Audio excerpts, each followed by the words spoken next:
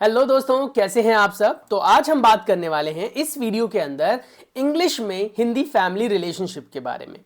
हम तो अच्छी तरीके से जानते होंगे कि चाची किसे कहते हैं, मौसी किन्हें कहा जाता है, चाचा जी क्या हैं और साला, बहनोई या फिर साढ़ू क्या होते हैं।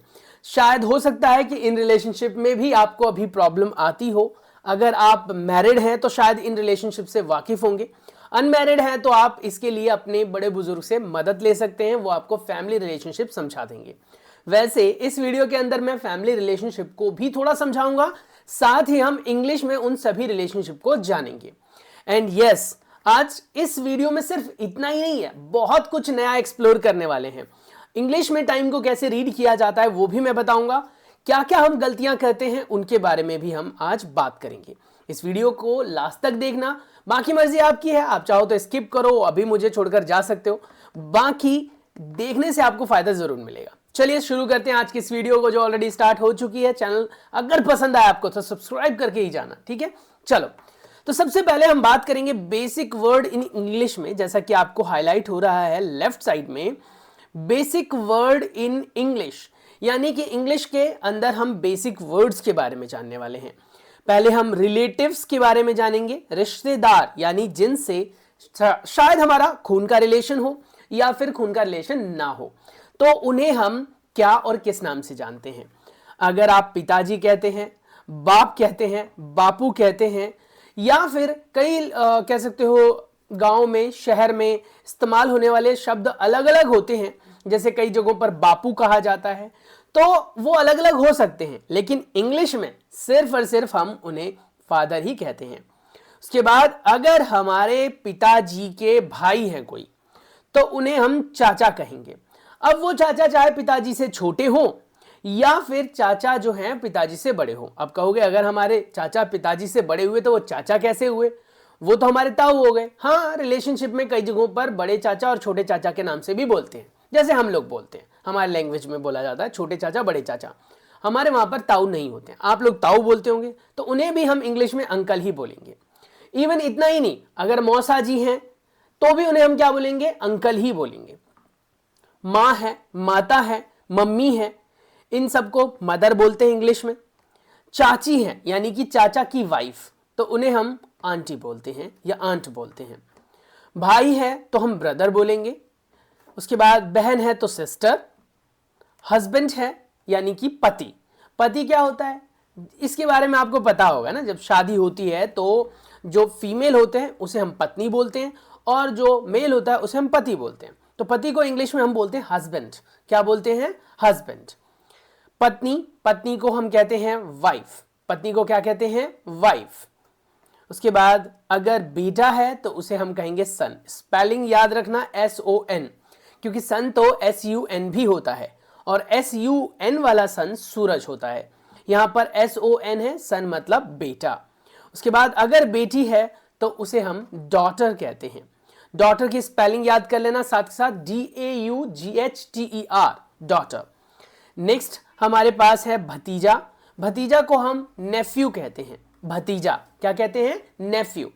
उसके बाद अगर भतीजी है तो नीस बोलते हैं। क्या बोलते हैं, नीस। भतीजा कौन होता है, भतीजा कौन होता है, जैसे कि कह सकते हो आप मैरिड हैं और आपका कोई छोटा भाई है, उनके घर में बच्चा हुआ और वो लड़का है तो भतीजा हो गया।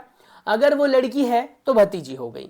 अगर आप फीमेल हैं तो आपकी बहन के जो बच्चा हुआ वो अगर मेल है तो आप बोलेंगे नेफ्यू यानी भतीजा। अगर फीमेल हैं तो आप उन्हें नीस बोलेंगे यानी भतीजी। उसके बाद कजन। कजन में चचेरा, ममेरा, भाई बहन कोई भी हो सकता है। यानी अगर आप फीमेल हैं और आपकी कोई चचेरी बहन है तो आप उसे बोलेंगे कजन सिस्टर, ठीक है। और वहीं पर अगर आप मेल हैं और आपके कोई रिलेशन में चाहे वो मदर की तरफ से हो, मैटरनल हो या पैटर्नल हो, फादर की तरफ से हो। मैटरनल मतलब कि मम्मी की तरफ से, पैटर्नल मतलब पापा की तरफ से, दोनों ही सिचुएशंस में आप उन्हें कजन बोलेंगे। कजन ब्रदर, कजन सिस्टर, यानी भाई के लिए कजन ब्रदर और बहन के लिए cousin sister. Sister in law यानी कि वो सिस्टर जो फैमिली रिलेशनशिप में तब स्टैब्लिश हुए या आए जब उनसे हमारा कानूनी संबंध बना, यानी कि जैसे कि शादी के बाद होता है।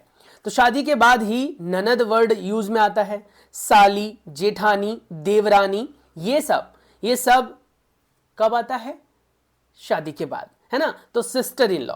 ब्रदर इन लॉ में आ जाएंगे आपके देवर, जेठ, बहनोई, साला, ये सब आपके ब्रदर इन लॉ में आएंगे।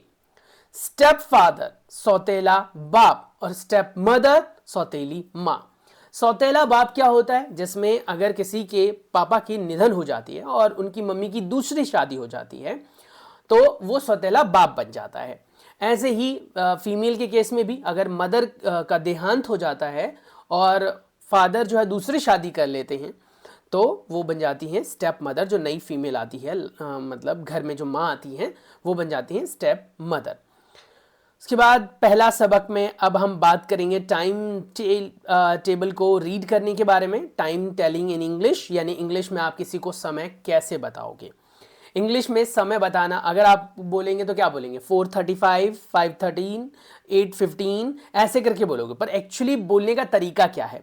यानी अगर 8 बजे तो आप उसे क्या बोलेंगे इंग्लिश सेंटेंस में? तो आप बोलेंगे 8 बजे इवनिंग में, 8 o'clock। अब कहोगे इवनिंग हो, पीएम हो या एएम हो। पीएम हम तब लगाते हैं जब हम इवनिंग बोलते हैं, एएम हम तब लगाते हैं जब हम मॉर्निंग में यूज करते हैं।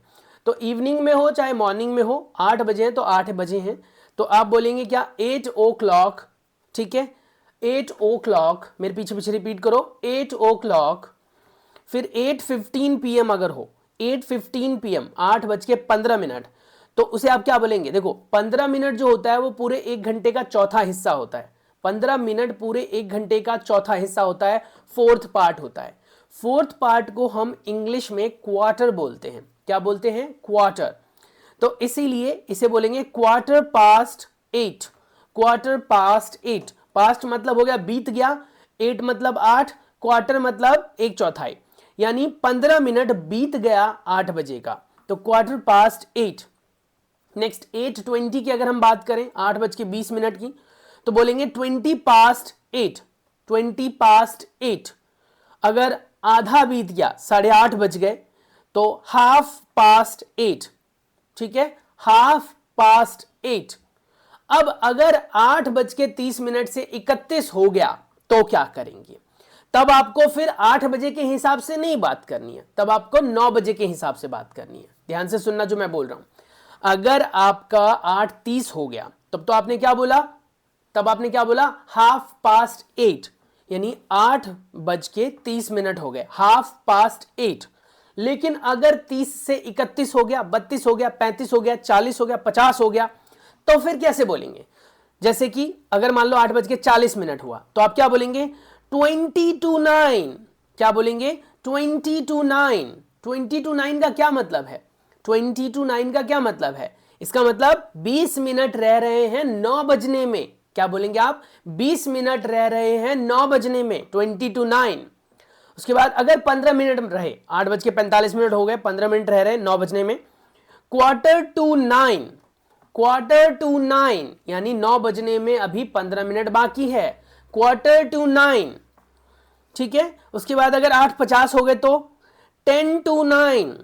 10:09, रिपीट करो मेरे पीछे पीछे, 10:09। क्या बोला मैंने?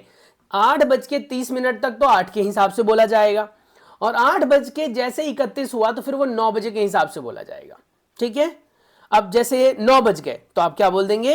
9 o'clock। 9 o'clock। ठीक है, तो अगर 15 मिनट है तो क्वार्टर बोलेंगे आप, 30 मिनट है तो हाफ बोलेंगे। तो हमारे पास जो घड़ी होती है ना, उसको रीड करने का इंग्लिश में यही तरीका है। समझ में आ गया? ईमानदारी से बताना, ऑनेस्टली कमेंट सेक्शन के अंदर आप लिख सकते हैं अगर आपको ये पहले से पता था। ठीक है, तो भी आप लिख देंगे yes we already know this. ठीक है, इंग्लिश में बात करते हैं ना थोड़ी। उसके बाद अगर आपको नहीं पता तो आप लिख सकते हैं क्या? We don't have the idea. I don't have the idea about this, मतलब मुझे आइडिया नहीं है भाई। अब आपने ये सीख लिया है तो now you can write yes I got the point, मुझे समझ में आ गया है कि कैसे पढ़ा जाता है। तो 30 मिनट तक पिछले नंबर के हिसाब से, पिछले जो क्लॉक में रीडिंग हुई थी उसके हिसाब से, 30 मिनट के बाद जो नेक्स्ट होने वाला है उसके हिसाब से पढ़ा जाएगा। जब पिछले के हिसाब से पढ़ोगे तो पास्ट लगाओगे, और जब आने वाले के हिसाब से पढ़ोगे तो टू लगाओगे। समझ में आ गया? क्लियर है? ईमानदारी से चलो नेक्स्ट। अब आप लोग इसका मुझे बताएंगे, ठीक है, कमेंट सेक्शन के अंदर। इसको क्या बोलेंगे? पहले वाले को क्या बोलेंगे? जैसे अभी हमने पढ़ा ना 9 o'clock, तो यहां क्या बोलेंगे हम? 4 o'clock। क्या बोलेंगे बेटा? 4 o'clock, FOUR, 4 o'clock। And yes दोस्तों, प्लीज बुरा मत मानना, प्रोफेशन से टीचर हूं तो इसीलिए बेटा बेटा बोलने की आदत है। एक्सट्रीमली सॉरी, प्लीज हर्ट मत होना। और जो भी चीजें मैं आपको बताने की कोशिश करता हूं एज ए स्टूडेंट की तरह आप उसे समझने की कोशिश करो, ठीक है। नेक्स्ट है आपके पास 4:10। 4:10 हो रहे हैं, 4:10 हो रहे हैं। अब क्या बोलेंगे? 10 past 4। यहां पे पढ़ा था ना हमने, देखो यहां पे पढ़ा था, देखो 20 मिनट ऊपर हो गए थे तो क्या लिखा था? 20 past 8। तो यहां क्या लिखेंगे हम? 10 past, TEN लिख देंगे हम, कैपिटल में ले लेंगे पहला अल्फाबेट। 10 past 4, 10 past 4। 4:25 को कैसे कहेंगे? 25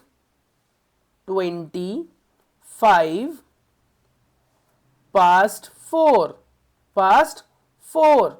तो ये आइडिया आपको लग गया। अब ये क्या बोलेंगे हम? 30 पर हमने क्या पढ़ा था? हाफ। 30 पर हमने क्या पढ़ा था? हाफ past 8, है ना। तो यहां पर क्या लिखेंगे? Half past 8। अब हाफ past 8 का, सॉरी 4:30 है ना, तो हाफ past 4। अगर मान लो आपके दिमाग में ये कंफ्यूजन चल रही है, सर हाफ पास्ट का मतलब तो आधा ही बीता। आधा बीता मतलब 4 का आधा बीत गया, 8 का आधा बीत गया, आधा मिनट नहीं बीता। समझ में आ रहा है? तो ये याद रखना। 4:35 को कैसे पढ़ेंगे बताओ? 25 to 5। देखो 25 टू, जैसे यहां 10 मिनट बाकी थे तो 10 to 9 लिखा ना, क्योंकि 10 मिनट बाकी थे 9 बजने में। ऐसे ही यहां पर देखो कितने मिनट बाकी हैं 5 बजने में? 25। तो हम लिखेंगे क्या? 25 to 5। 5 बजने में 25 मिनट बाकी है। मैंने बोला ना 30 मिनट के बाद वाले को आप आने वाले नंबर के हिसाब से पढ़ोगे, 2 लगाओगे। क्लियर हो गया?